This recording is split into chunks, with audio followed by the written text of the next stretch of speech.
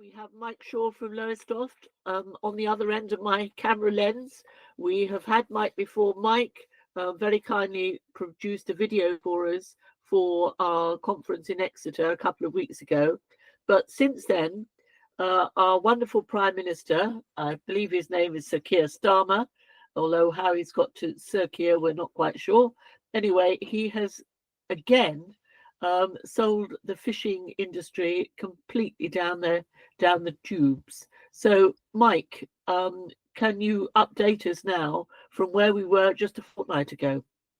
Yes, as you say, that dear chap, who may love his own reflection and he sees it in the mirror, but certainly in a minority in that regard. So it's once again the fishing industry has been used as a bargaining chip in a political practice. Only this time it has been used also as a distraction tactic of treason. Did I say treason? Yes, treason. Hoping that the fishing industry draws the flag, defence forces and the defence industry, including control of our nuclear deterrent and putting the lives of our youngsters in peril by forced conscription to an EU army under whichever banner or name, label, tag they like to put on it. But getting back to fishing or sea, once it was said Britannia rules the waves, well, under Starmer, the only waves that Britannia will be ruling will be the waves in a drag queen's wig. Nothing else. There's no intention of anything else. The vessels from the EU states are now being allowed to plunder our seas for the next 12 years in a deal that he has sought to wrap up that cannot be changed. In compensation, he's offered £350 million to coastal communities as an uplifting fund, which is absolutely paltry when the UK fishing industry alone in the next 2 years could be worth at least or more than £1 billion per year, which would be real money in the pockets of real people, not high taxes which go to fund something that nobody has voted for. And having handed away but a precious resource, along with that, he's handed away control of a food. That I wrote an email to our local MP. She replied and told me in that reply that it won't result in EU vessels taking any more fish from our waters. I put that to Paul Lyons, who you may be familiar with, along with June Mummery. They successfully organised a campaign to bring a halt to pulse fishing because of the damage that does to fish stocks. And I was in touch with Paul Lyons, and his immediate reaction was balderdash, as with most political things, statements made by politicians. But Jessa Sato, our local MP, said many in the industry welcomed it. She failed to name anybody in the industry who welcomed it. And I got in touch with two people, Paul Lyons, a fishing vessel owner, trawlerman, fisherman, who's made his living for a large number of years fishing against all odds. He's met MPs and people in DEFRA and many meetings and argued all sorts of things. And Jane Mummery, who runs the fish market here at Lowestoft. Her reaction again was scathing. I asked her if I could use her words, and she agreed. And she commentated like this: fishing is a public asset. It belongs to the people of our great nation, not Keir Starmer. Did he ask you if you could give away a sovereignty our forefathers fought for and our food security for this and following generations? It's a national scandal.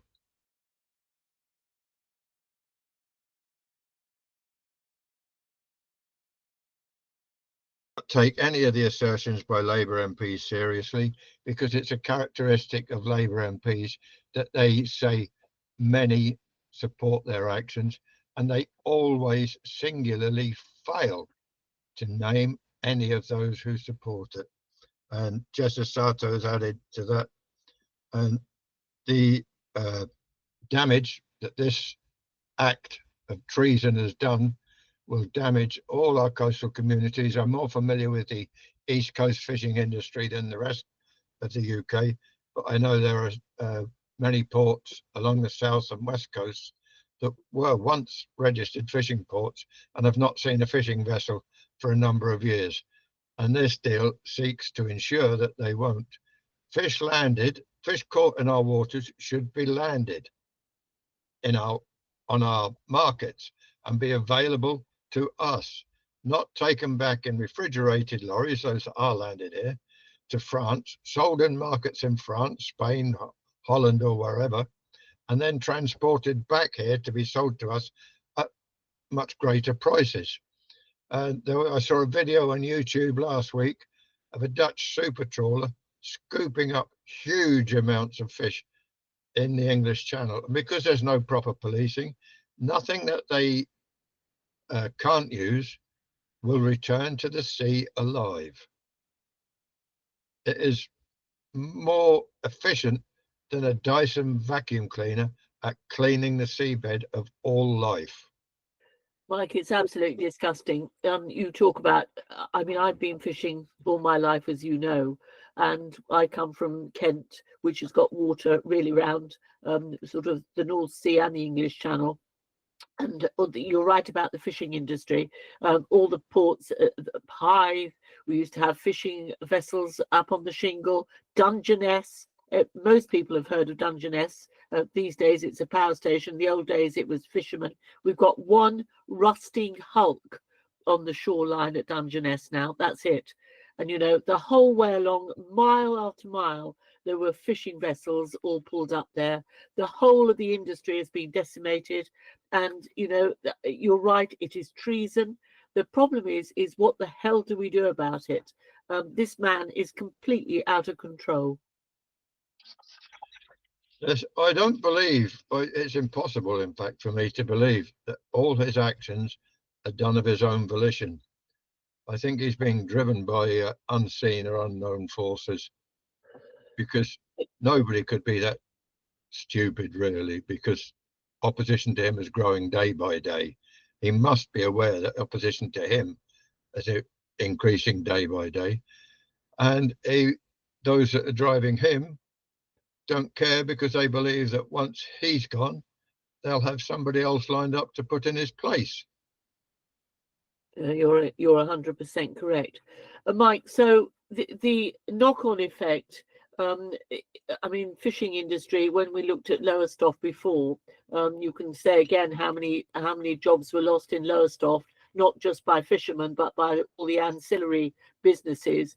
We looked at, I think, in the last video, we looked at Hull and Grimsby, and then we looked at Fleetwood on the west coast, etc.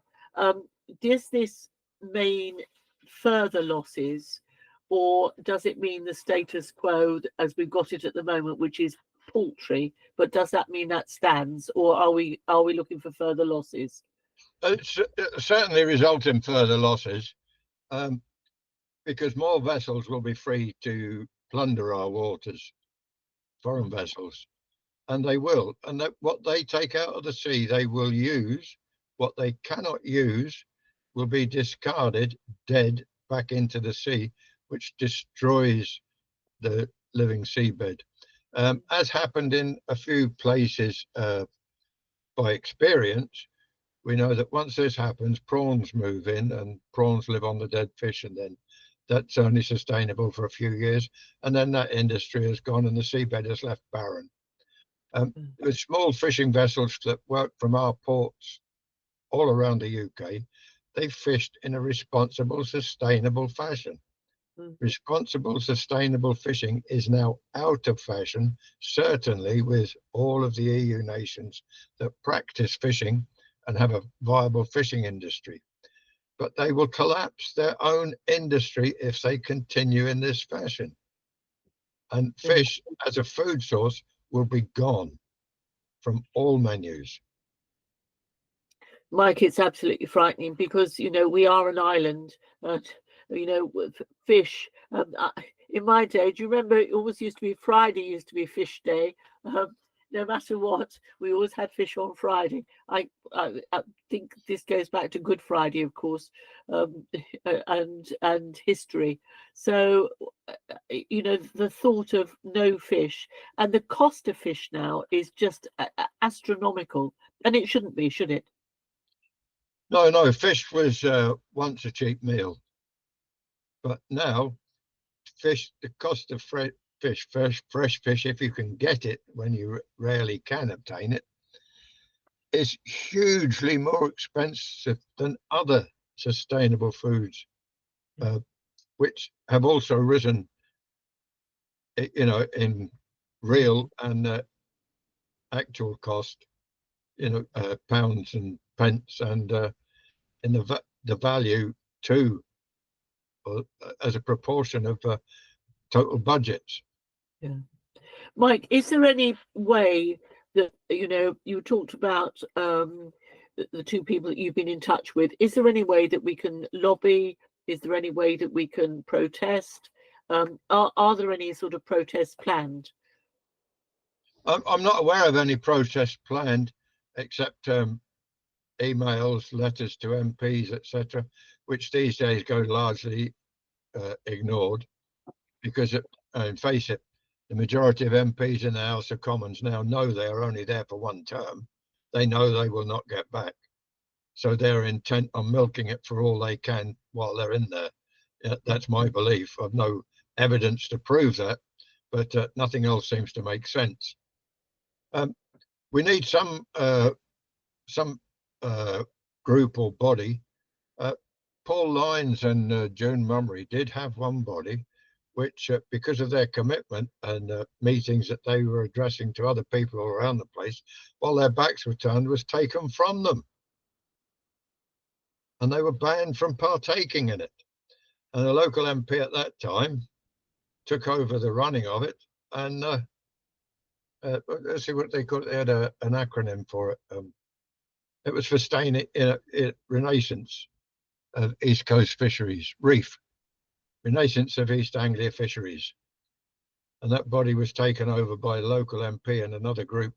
I think DEFRA got involved as well. And Paul Lyons and June Mummery were banned from it. Yeah, I can well believe it. You can see, Mike, from the Farmers Food and Freedom Party that we have wished to ban DEFRA or to change DEFRA back to the Ministry of Agriculture, Fisheries and Food. And let's get back to some proper, realistic government where food is concerned, both agriculturally and from the fishing industry. The DEFRA was the death knell, if you like, to me, of both industries. Oh yeah.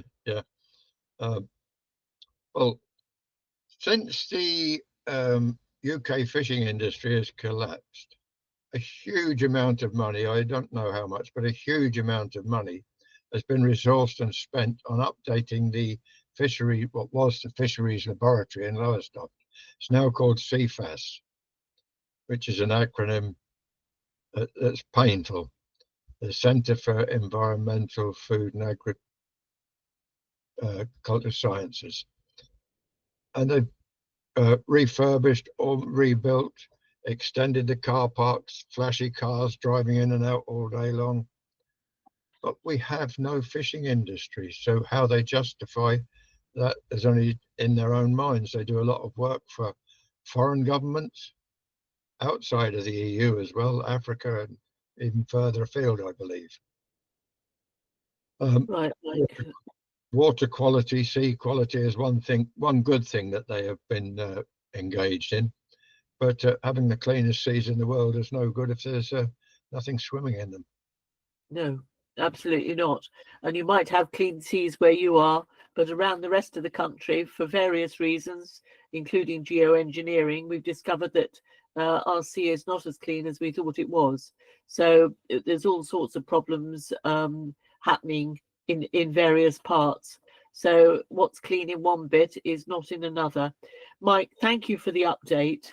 I'm so sorry. It's part of our blood, really. As I say, we're an island nation, and fishing and the fishing industry is just another one that's just been decimated by, first of all, the Conservative Party and Ted Heath taking us into the common market. Yes, he took us in there without our permission. It's since been promoted that there was a referendum and to take us in under Harold Wilson's government. It was not to take us in.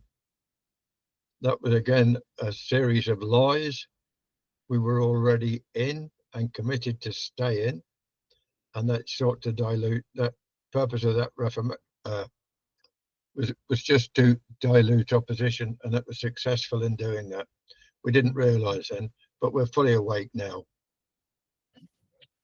Right, Mike. Well, we'll see what we can do by publicising as much as we can. And all I can think of is we've got to put as much pressure back on this government. As you say, you started off by talking about defence. That has just been signed away. Mr. Keir Starmer has signed us into the World Health Organization treaty, which is, again, an unelected body of bureaucrats who will take control of the health system in this country. Everything that we hold dear and are quite capable of sorting out on our own, he appears to give away to unelected foreign bureaucrats, shall we say. Yes, there's just one parting thought. Can you name me one instance where government involvement has had a good outcome for the population?